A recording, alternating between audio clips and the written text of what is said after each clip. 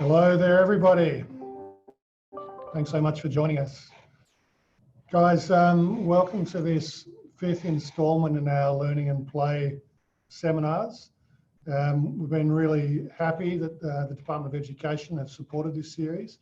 The first four have been primarily for educators, and this one's primarily for parents, but I think all of them have relevance for people on both sides of that equation. So my name's Griffin Longley. I'm the CEO here at Nature Play WA. Thanks for giving your time tonight. I know our evenings are precious, so I'm going to get straight into it. Guys, as I go through my talk, I'm going to be talking for about half an hour. But as I'm talking, if you've got questions, please just either use the Q&A option at the bottom of your screen or the chat option. And at the end of my talk, I'll get to as many of those as I can. All right, so let's not waste any more time. I'm going to bring up a presentation that I'm going to share with you and talk to. Bear with me. So as I said, this series is brought to you in part by the Education Department of Western Australia. But Nature Play WA is supported on an ongoing basis by the Department of Local Government, Sport and Cultural Industries. But we are a not-for-profit. We're a small team here in Crawley on top of a boat shed on the Swan River, a beautiful spot.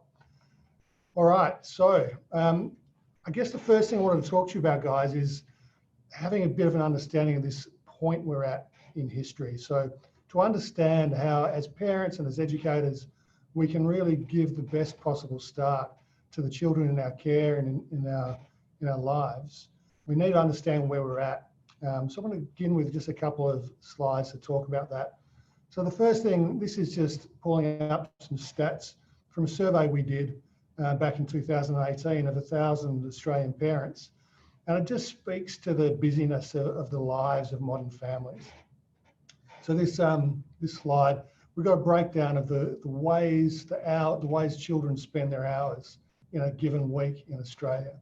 So we can see that the bulk of those hours are being spent at school in a typical school week, 40% of their time, about 20 hours or 31% on screens, about 6 hours or 9% of their time in play, in outdoor play.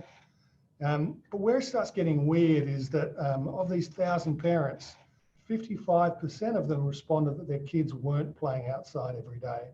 So that's definitely a shift. And there's lots of research that has asked parents about their own childhoods, and for pretty much all of us, playing outside was a big part of our lives, and it's not a small thing. And look, the whole aim of putting this slide up is certainly not about parent shaming. I'm a parent myself. I know how complicated and busy and yeah, just how generally tight our lives are as families and as parents. But one of the things that parents did talk to was that screens were the #1 barrier that they were encountering in getting their kids out and enjoying the outdoor play that has been a part of childhood forever. So just on screens, I wanted to share this stat with you. It's from a study that was done in America, in the US, and it looked at the impact of screen use on language and the number of words that were spoken in households. So they compared two sets of households. One was where screens were on a moderate amount of time. So moderate amount of time, we're talking around 2 hours a day, that kind of quantum.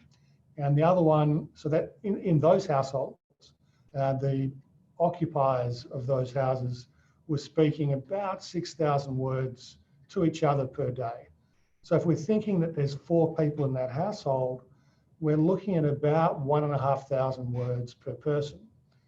And that's quite a number, but there's a lot of work to do in those hours, a lot of fun to be had, not just work. But if you think about the task of introducing a human being into the world and all the things that you need to talk about and that you want to talk about, the things you want to share, you want them to share about their day, you want to share about your day, you want the opportunity to have enough words and enough time that things can be drawn out in the flow of conversation. You know, it's one thing to sit across a breakfast bench from a child and say, so how was your day? And we all know the kinds of answers you get for that. You know, it's no, it's all right if you're lucky. But if we have that flow of conversation, if we have the time to really engage, all sorts of things come out. So those 1,500 words per day is, you know, it's a decent amount. But where it gets sad, really, is according to the research done by this American team, in households where screens were on whenever anyone was home, that word usage dropped down to 500 words per day. So again, assuming that there's 4 people in this household, we're down to 125 words per person. So we can start to imagine, I think, the impact that that kind of reduction in communication can have. And look, kids who are on screens, they do get a lot of input. They get a lot of information. There's a lot of ways that they can engage with the world. And, you know, particularly during this COVID time, we've been engaging as we are right now through screens in a personal way. But I think it's still really worth being aware of that this incredibly powerful and, it has to be said, addictive technology does have implications for our lives well beyond the number of steps we take and whether we're physically active or not. It's really the whole development of a child. So that emotional, social, emotional intelligence and learning we do through communication and so much more. So I think that's really a take home. If there's something from today that I hope sticks with you, just think about that number. And if you want to find this number again, if it eludes you after the presentation, remember we're going to be recording this. It'll be up on YouTube. We'll share a link to it with you after the webinar today. I'm also going to share a couple of really succinct little snapshots of research on different things. One on play and how play has such an incredible impact on children's development and their happiness. And another one on some of the things that we're seeing during this COVID time. So I'll move on. Whoop. So straight from word usage to a beautiful azure kingfisher. Might seem like a slightly odd transition there, but it is actually deeply connected to the loss of language. And I've got this beautiful creature from the ACT up here because one of the things that has happened in recent times is actually we're going back to 2007. So in our fast moving world, not that recent, but recent enough. The Oxford Junior Dictionary is a short dictionary. It's for children. It doesn't have a huge, it's not volumes and volumes. They keep things pretty concise. And every year they add words in and they take words out. And it's really meant to be, rather than a sort of a defining of all the words in the language, it's kind of a record of the words that children use on a regular basis. And they might want to look up in a short abridged dictionary. So in 2007, it was noted that kingfisher had been dropped out of the dictionary, along with acorn and nectar and pasture and willow, and it goes on. The whole suite of nature-based words were lost to that children's vocabulary. And what went into the dictionary that year, among other things, were chat room, blog, bullet point, cut and paste, and celebrity. So we can see again this kind of reduction going on in the level of experience for children.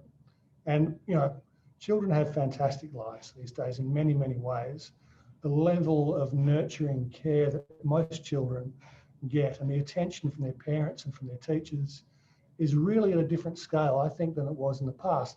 Not that children are any more loved, but the application of that love and attention is done at a scale that simply wasn't in the past. And not to knock our parents and our grandparents, but it really was the case not too long ago when parents really saw their key roles as providing for their children, loving them, providing a good meal, making sure they got home by dark to eat that meal.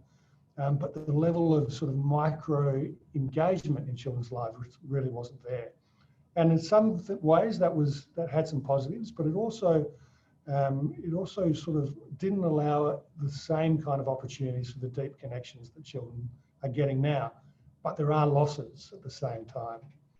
Another area that children, modern children, our children, are experiencing is a reduction in their roaming range, in their connection to place, in their ability to be out and about as children in the world, unobserved and on their own. Now, the slide I've got in front of you is based on a slide on a bit of research done by a UK researcher, where they did a map. They had a map of Sheffield, and they marked out where 4 different generations of one family lived when they were 8 years old.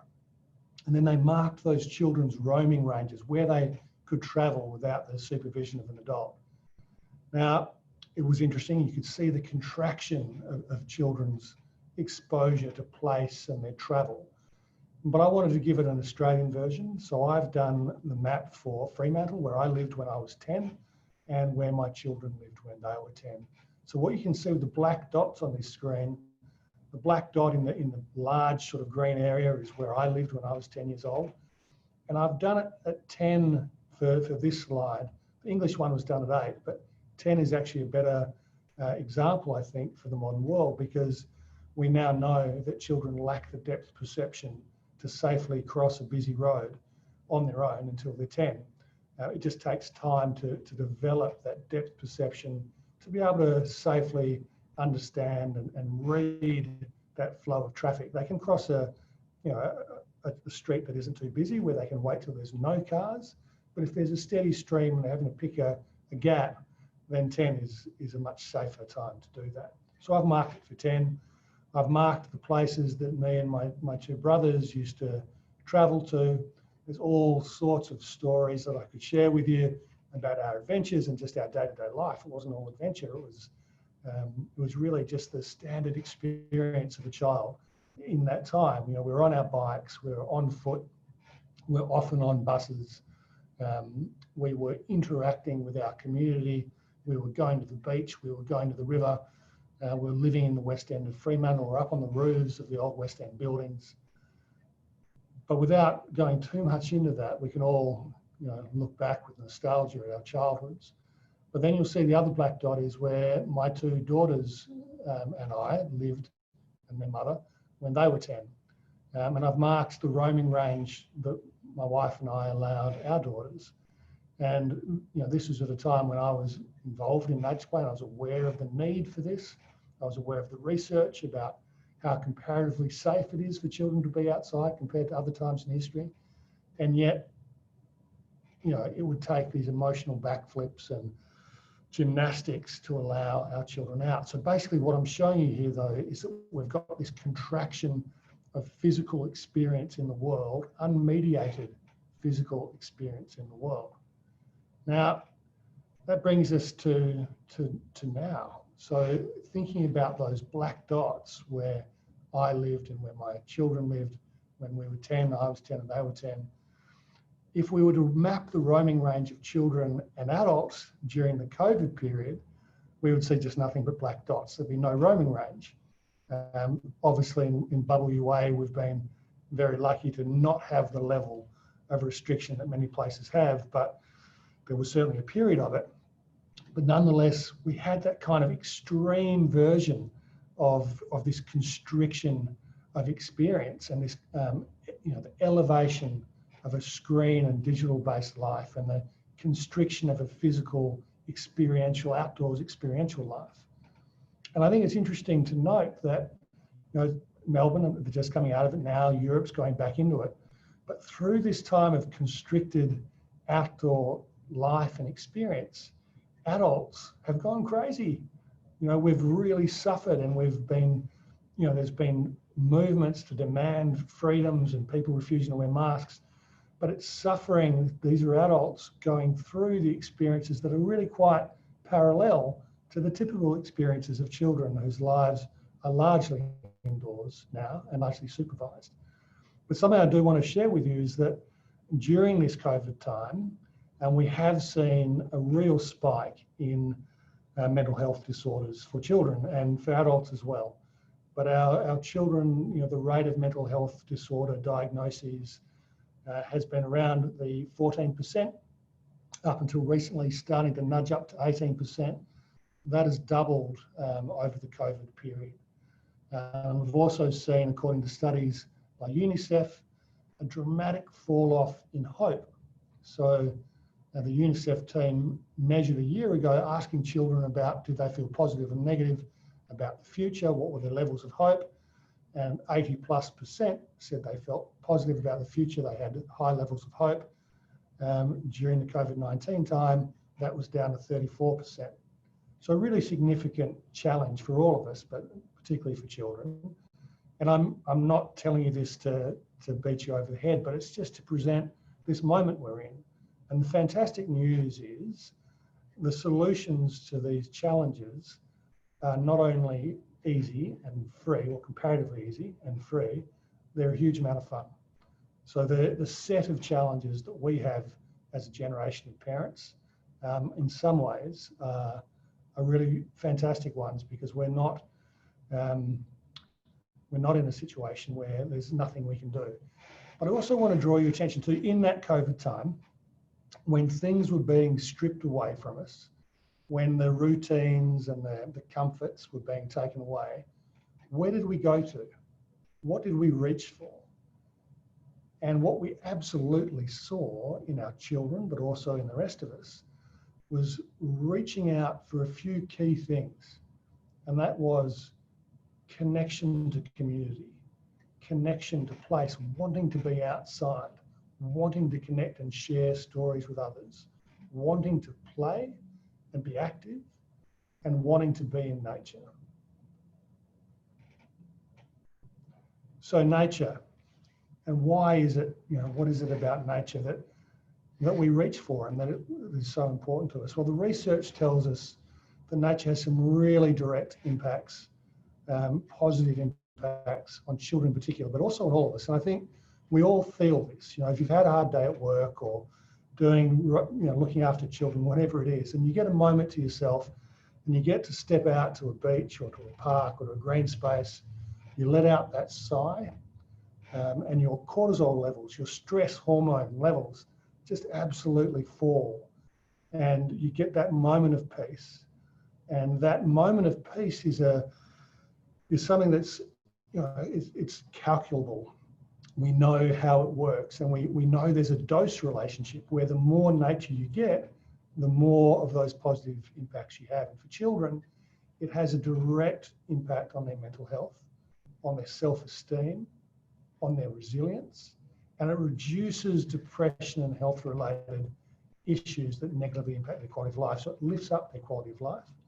It builds their working memory and their language acquisition. And it's easy to think of, that's, to talk about it as a panacea and to think, well, that's hyperbole, but it's really not. It has a direct, immediate impact on us. And if you think about what happens when we're in nature, that sensory rich environment, I mean, the little girl we can see here holding that slide, that little dish with a little, looks like a little yabby of some kind, I think, in there. She's smelling, she's hearing, she's feeling. All of her senses are really dialed up. And that is enabling her to quieten down the mind chatter, all the little stuff that goes on that, that we second guess ourselves. We wonder about what other people are thinking. As our senses are dialed up, that mind chatter goes down. And she's really getting into that flow state where she's sinking into that moment, and we can just see on her face what's going on there. So I want to talk a little bit about how being outdoors and in nature, what's going on there? Why does it have that impact on us? And I think it's important to make the point that when I talk about nature, I'm not just talking about beautiful places like this, which is I think this is Carter's Road at Warncliffe Mill, just off Carter's Road in Margaret River. And it has been fascinating, hasn't it, how many West Australians during this COVID time have gone out into nature. And I know when I go on trails in the hills or down south, I just see more families than I've ever seen before on the trails. When I go camping, I see families more than I've ever seen before. I know the camping shops are overrun. I know that the DBCA, the Department of Environment and Conservation websites are flooded with inquiries and people trying to book campsites. And our neighbourhoods are flooded with, particularly were during the bigger lockdown times, of families out and about, just making that break from their house into the outdoors, just outside their house, and walking and riding bikes and pushing scooters around. So what's going on? So one of the things that I think it's really worth having in our mind is that as a species, we're quite peculiar. And the way we're peculiar is, or one of the ways, is that we're really quite vulnerable. You know, we have these tiny little teeth, we're comparatively weak, we're comparatively slow, we can't fly, we have no armor, we can't roll up in a ball, we don't have spikes. We're really, and we're vulnerable, our children are vulnerable for a long time. So what is it that's enabled us to survive and to thrive?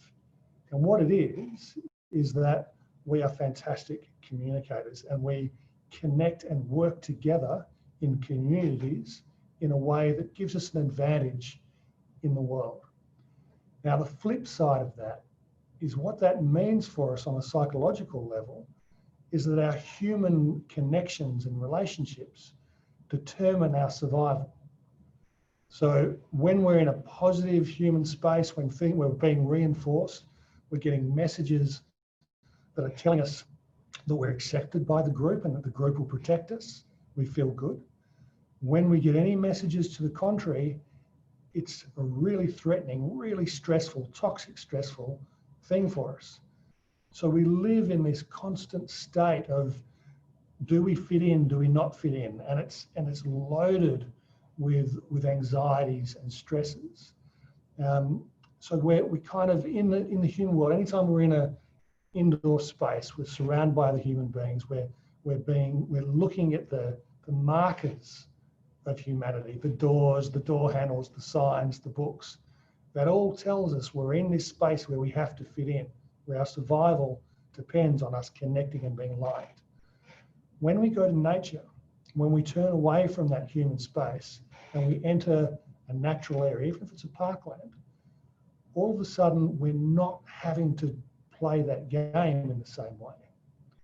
And our senses dial up, we're listening, we're looking, we're smelling, we're alert, our mind chatter dials down, and our willingness to cooperate with others around us escalates.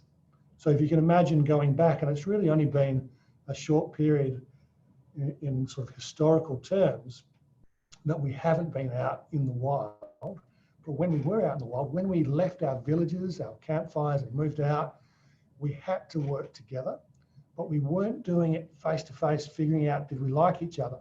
We were just in that space, looking out into the world, listening, cooperating, and being. Now, it's in that space that we are really at our best. And so when we take ourselves out into that space, we enter that zone, and it's a really healing zone. And we hear these things, and it's easy to believe or to think, well, it sounds fair, but is it really true? Is it really such a significant component? To that, I wanted to share a quick story with you from my Churchill Fellowship a year and a bit ago now. I found myself at Oslo University Hospital. Now, at this hospital, they're using that patch of nature, that little bit of forest next to the hospital you can see there, as part of their therapy. I met this wonderful woman, Dr. Maren Lindheim. So she is a psychologist within the largest hospital in Norway, Oslo University Hospital. And her job is when kids come in, they've been involved in car accidents, so they've got cancer treatments coming up, and they're traumatized by their, either by their condition or by their upcoming treatments that are scary. And sometimes they'll shut down and they won't be able to partake in their own rescue in the way that they need to. We all need to heal. Now, Maren had a boy 7 years ago who she was brought to see, who was refusing to speak to or look at any of the physicians in the hospital. He had his head buried in his arms and he wouldn't look at anyone. Maren went to him, asked him if he would like to talk about it outside. He said yes. He nodded in his arms. His first communication in 4 weeks. Within an hour of having that child outside in that tiny little patch of nature, he had started talking, he'd started sharing his story, and he decided and agreed to accept his treatment. So they're now doing, at this hospital, they're doing all of their therapy work in that patch of forest or in the little cabin they've built on the edge of the forest and next to the hospital. And they're having dramatic results. They're looking now at doing that all over Norway. This is just a little snapshot of where their therapy happens when it's snowing. And one of the primary reasons that Australians give for not spending more time outside with their kids is the weather. I think the Norwegians may have it over us when it comes to that. This bridge that I'm just showing you is the bridge between the hospital and a little bit of forest, and there's this tiny little stream. I just wanted to share with you that they will get children on hospital beds, those gurneys, those beds with wheels, and they will wheel them across this bridge, and sometimes they'll pause on the bridge, kid with, IV bag hanging off their gurney, and the kids will fish off this bridge into the stream and even catch fish, and then they'll go off into and do their therapy. So just before moving on, important to know the results of this have been hospital stays for children have declined, the use of restraints, chemical restraints and physical restraints has almost disappeared, and kids are happily coming back to receive more treatment. So this use of nature, even for the most traumatized and sick children, is really tangible and is having a very immediate effect. Happy to say here in Perth, the bridge between the Perth Children's Hospital and Kings Park is looking like being constructed, should be up in about 10 months. And there's work going on at the hospital and in the park to try and connect those children and their therapy into the park. So we've talked about nature, now let's talk a bit about play. So play is just the most fundamental part of a child's life. It builds their socialization, it reduces feelings of isolation, and that's just so fundamental. And look, I think it's worth pausing and just thinking about, we've talked about how nature helps, we know that play helps.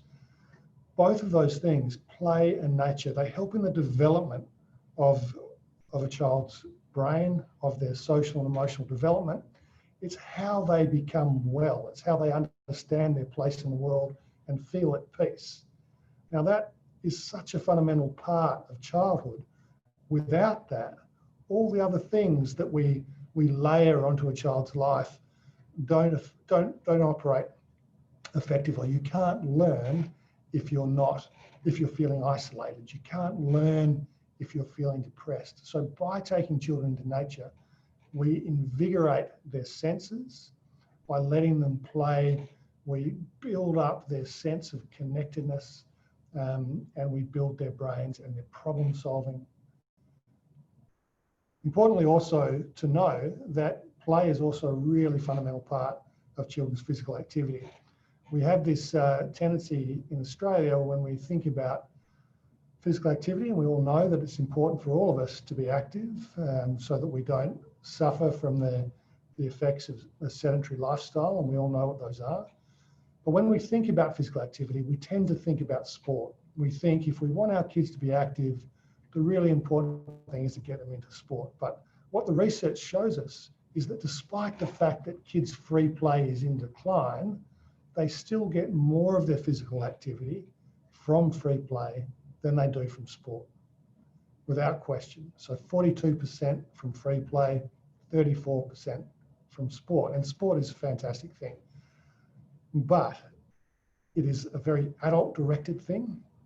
And a lot of times, and I've been a basketball coach my whole adult life with children's basketball teams, and I know even with a really good coach and a good group, kids will spend quite a bit of time standing around at a training. They'll be in a line, they'll be waiting their turn, they'll be taking instruction. But when kids play, they're just at the very edge of their physical capacity they're constantly moving. I mean, if you think about kids playing chasey or brandy or any of those energetic play games, every kid is moving all the time, and they're moving right at the edge of what they can do, and their brains are right at the edge of what they can manage. Because play is peak childhood. It's where kids are really pushing the envelope of what they can do and experimenting with that. And the more adults become involved in that, the more the kids kind of scale back from that threshold of really being super in their minds, in their bodies, because the adults kind of take on some of that for them. So what can we do? You know, knowing that we're living in this time where the world kind of conspires against us, we're busy, schools are increasingly loaded with more and more expectations, and standardized testing is making things hard for teachers and for schools. So what can we do as parents? So one thing that Nature Play that we really encourage you all to think about is how you interact with the digital world. And there's really been a movement away from prescribing a set number of minutes per day that you should be able to be on a device. It's really a more holistic thing than that. And we talk about trying to reduce your use of screens where you can, as you can. It's hard, but it's inevitably, for most of us, it's not a bad idea to reduce. The next part of it is to replace. And by replace, we're talking about replacing sedentary addictive technologies with active technologies. So there's lots of apps and games that either encourage physical activity or mental activity. So try and replace those sedentary, more passive games, entertainments, with more active games and entertainments. And the third part is balancing screen time with time outdoors and playing. Really fundamentally important too is this idea to support your school. There is, at all times in our culture, in our country, in our society, there's pendulums that are swinging. Things move from one state to another. There has been a pendulum shift in schools in Australia and in Western Australia. Initially, not too long ago, it went very much to a risk-averse side and to a very sedentary form of learning. That pendulum is really swinging back towards an outdoor play-based learning model. Not all schools, still a long way to go, but that pendulum is swinging. And to give you a sense of that, the Outdoor Classroom Day campaign that we run through Nature Play, it's a global campaign that we run in Australia from here in WA and with our partners in other states. We've had more than 1 million children registered for that by their teachers in their schools in just 4 years. That's an extraordinary number. Last year, more than 50% of West Australian primary schools signed up to make the effort to take their learning out of the classroom and into their playgrounds. And I really think that is an amazing number. And it's something that needs to be recognised. And I think what happens a lot is there tends to be a bit of a game of Chinese whispers where parents think that teachers are risk averse and don't want to take their kids outside because they're worried about being sued. And teachers think parents don't want their kids taken outside because they're risk averse and they might sue them. So there's this kind of weird situation where each side is guessing what the other's thinking, but both ultimately want the same thing, because parents, anyone around children, parents, teachers, they know that children learn best, they play best, they're more active, they're more engaged when they're outdoors and playing. As a parent, taking the school side of it out, making time for play is a fundamental thing. So our lives are busy, yes. There's lots we need to do, yes. But do we have time to fit in outdoor play? I think we do. I mean, there's so many things we do, but it's about how we prioritise them. If we prioritise time for unstructured play, we can bring it in to our children's lives. One suggestion is to look for an hour of good active outdoor play per day at home. and aim for your children to get an hour of play at school. So working on the school side and the home side, we need to work on that too. It's also fundamental, guys, that we prioritise time with our children.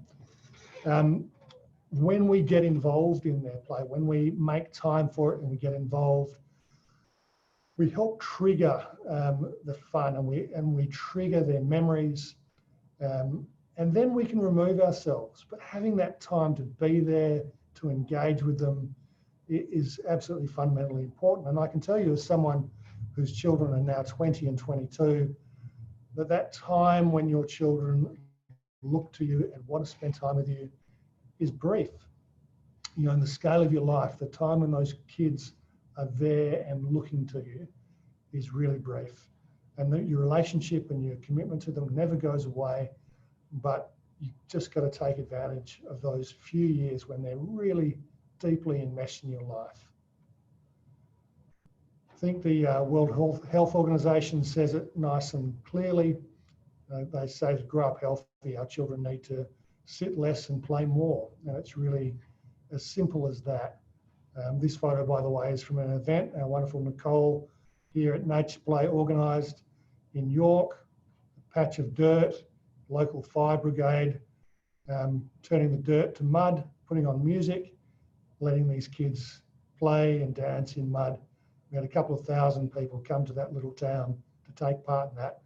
And I think the expression on this girl's face really tells the story.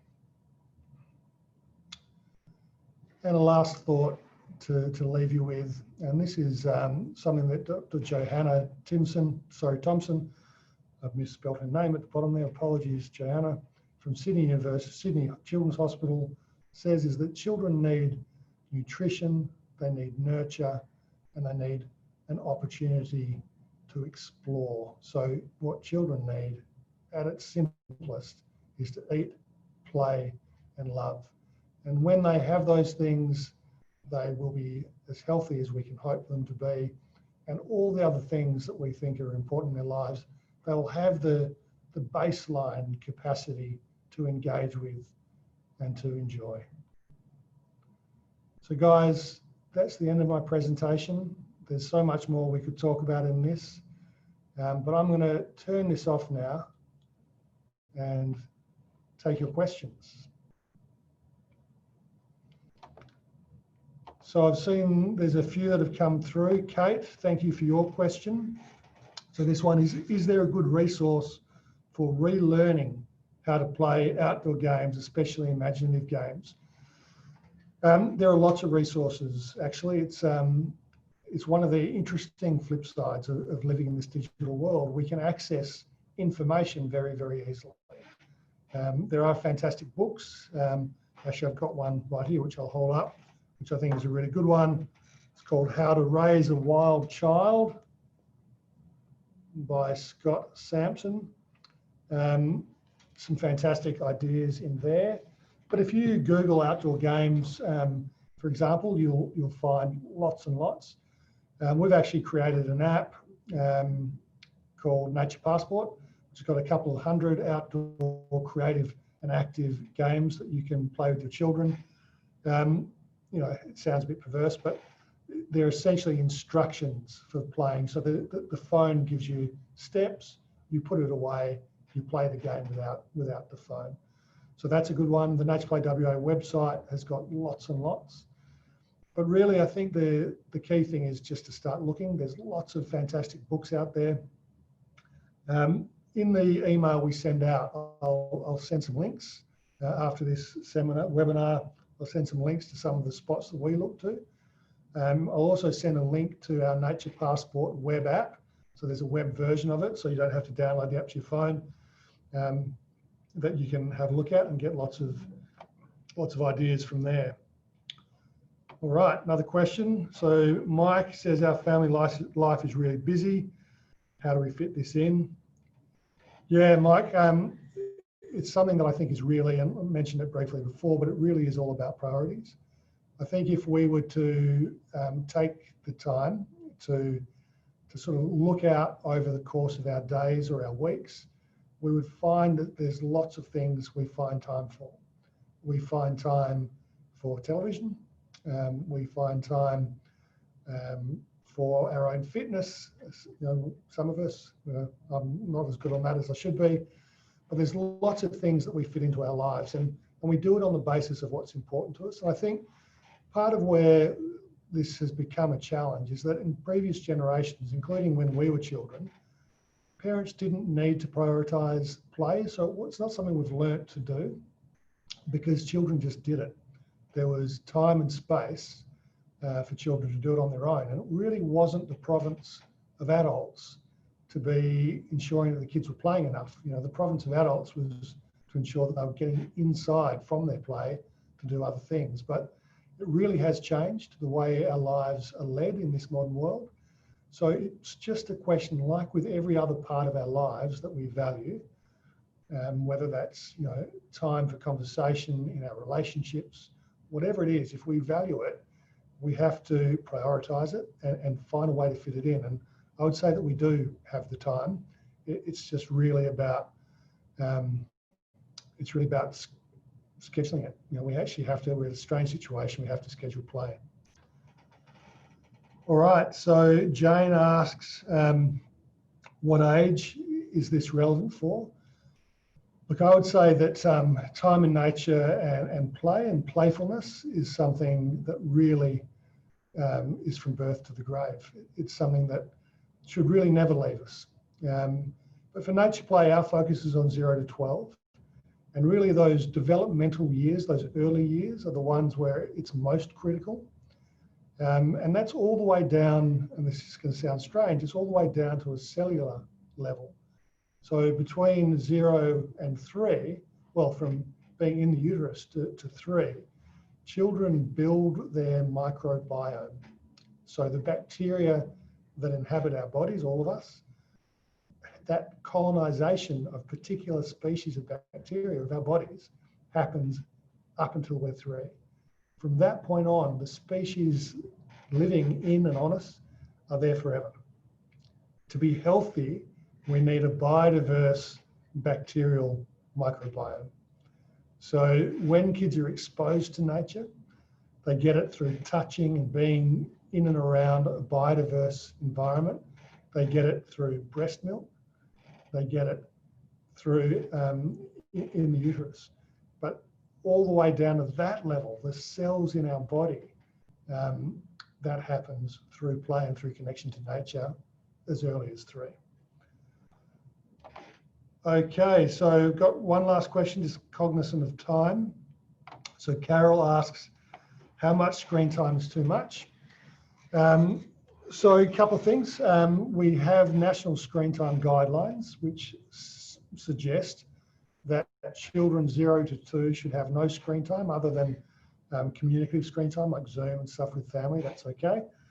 2 to 5, it should be 1 hour, and 5 and above, it should be no more than 2 hours. But we're really moving away from that around the world. So now the advice is focusing more on looking at your child and asking yourself some key questions.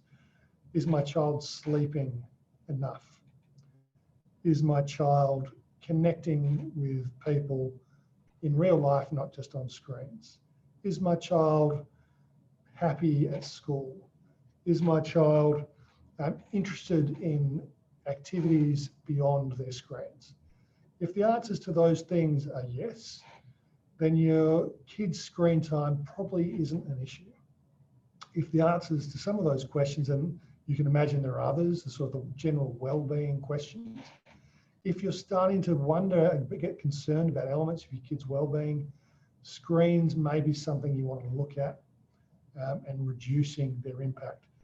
But there's certainly a school of thought that putting a set number of minutes to it is a bit arbitrary. So if you've got a kid who is active all day and they're at school and they're playing, they're in sports and they're meeting with their mates, and at the end of a long day, they come home and they want to YouTube how to learn how to play the ukulele. At 61 minutes, do you kick them off? Or is that just an arbitrary imposition? If that kid's balance is active and healthy.